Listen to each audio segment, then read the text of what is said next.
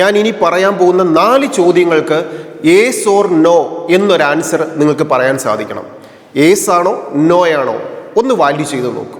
1, ഞാൻ ഫ്യൂച്ചറിൽ എത്തിച്ചേരണമെന്ന് ആഗ്രഹിക്കുന്ന ആ ഡെസിഗ്നേഷൻ അല്ലെങ്കിൽ ആ കരിയർ എനിക്ക് വളരെയധികം ഇൻട്രസ്റ്റ് ഉള്ളതാണോ, പാഷനേറ്റ് ആയിട്ടുള്ളതാണോ?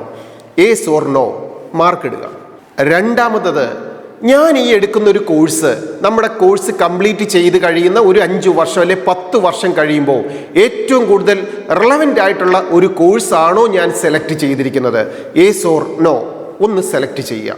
മൂന്നാമത്തെ ക്വസ്റ്റ്യൻ, ഈ ഒരു കരിയറിലേക്ക് എത്താൻ വേണ്ട ഒരു സ്കില്ലുണ്ടല്ലോ, ആ സ്കില്ലിനെ ഡെവലപ്പ് ചെയ്യാൻ ഇന്ന് മുതൽ ഞാൻ തയ്യാറാണോ? Yes or no. മൂന്നാമത്തെ ക്വസ്റ്റ്യൻ്റെ ആൻസറും നമുക്ക് നോട്ട് ചെയ്യാം.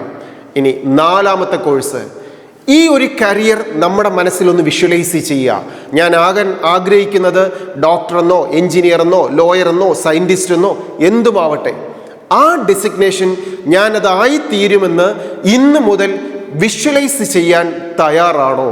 യേസ് ഓർ നോ മാർക്ക് ചെയ്യുക. നിങ്ങൾക്ക് ഓരോരുത്തർക്കും ഈ കമൻറ്റ് ബോക്സിൽ അത് നോട്ട് ചെയ്യാം. ഈ 4 ഉത്തരം നിങ്ങൾക്ക് സാറ്റിസ്ഫൈ ചെയ്യാൻ സാധിക്കുന്നുണ്ടെങ്കിൽ ആ കരിയർ നിങ്ങൾക്ക് ഓപ്റ്റ് ചെയ്യാം. അത് നിങ്ങളുടെ ജീവിതത്തെ വിജയിപ്പിക്കും. എൻജോയ് ചെയ്ത ആ പ്രൊഫഷനിൽ നിങ്ങൾക്ക് വിൻ ചെയ്യാൻ സാധിക്കും. Study well, enjoy your future. All the best.